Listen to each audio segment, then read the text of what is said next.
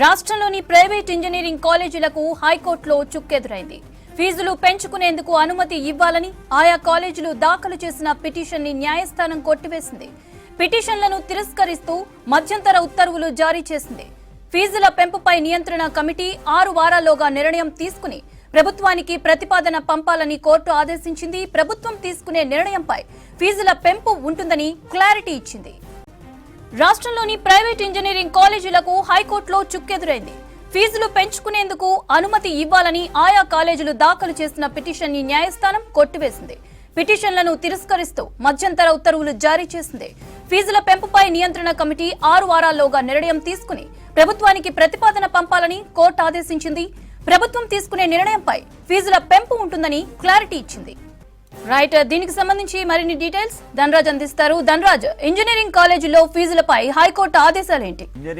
Private engineering కాలేజీలో fee పెంచుకోవాలంటూ కూడా ఇటు హైకోర్టును ఆశ్రయించడం జరిగింది. ఈ క్రమంలోనే వైపున చూసినట్టయితే అంటే ప్రతి ఏడాది కూడా ఇంజనీరింగ్ కాలేజీలు తమకు సంబంధించినటువంటి విద్యార్థులపైన ఫీజు పెంచుకునేలాగా అనుమతి ఇవ్వాలంటూ కూడా వాళ్ళు నిన్న అత్యవసర సంబంధించినటువంటి ఒక పిటిషన్ దాఖలు చేయడం జరిగింది. దీనిపైన కూడా వైపున ఇంజనీరింగ్ కాలేజీకి సంబంధించినటువంటి వారి తరఫున కూడా వాదనలు వినిపించారు. మరోవైపున చూసినట్టయితే దీనికి తెలంగాణ ఏదైతే ఫీజు సంబంధించి అడ్మిషన్ సంబంధించినటువంటి నియంత్రణ కమిటీ ఉంటుందో మొత్తం ఈ వ్యవహారాలపైన కూడా వాళ్ళు కూడా వాదనలు వినిపించారు. ఎందుకంటే ప్రైవేట్ ఇంజనీరింగ్ కొన్ని కాలేజీలు చూసినట్టయితే 70% సంబంధించినటువంటి ఫీజును కూడా పెంచుకునేలాగా వాళ్ళు ప్రతిపాదనలు పంపడం పైన కూడా చాలా వరకు అభ్యంతరాలను వ్యక్తం చేశారు. దాంతోపాటుగాను ప్రతి విద్యార్థి పైన కూడా చాలా వరకు ₹1,00,000 పైగా కూడా అదనపు భారం పడుతుంది. కాబట్టి వాళ్ళంతా కూడా ఇప్పుడు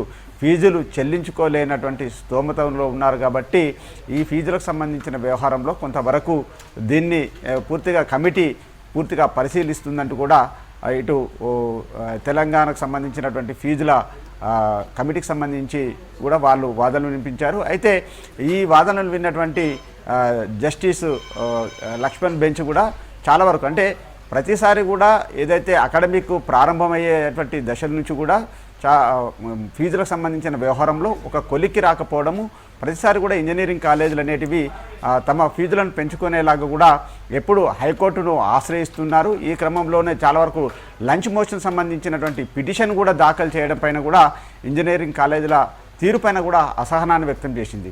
దీనిపైన కూడా మొత్తం ఫీజులకు సంబంధించినటువంటి నియంత్రణ కమిటీ ఏదైతే ప్రతిపాదనలు అంటే ఫీజులను ఎంత పెంచుకోవాలి, విద్యార్థులకు ఎంత భారం పడుతుంది, అకాడమిక్ ప్రారంభమయ్యే దశ నుంచి కూడా చాలా వరకు ఈ ప్రతిపాదనలు ఏవైతే ఉన్నాయో వాటిపైన పూర్తిగా స్క్రూటినింగ్ చేసి 6 వారాల్లోగా పూర్తిగా ఇంజనీరింగ్ కాలేజీలు ఎంత ఫీజును పెంచుకోవాలి అనే ఫిక్స్ చేయాలంటూ కూడా ఇటు నియంత్రణ కమిటీని హైకోర్టు ఆదేశించడం జరిగింది.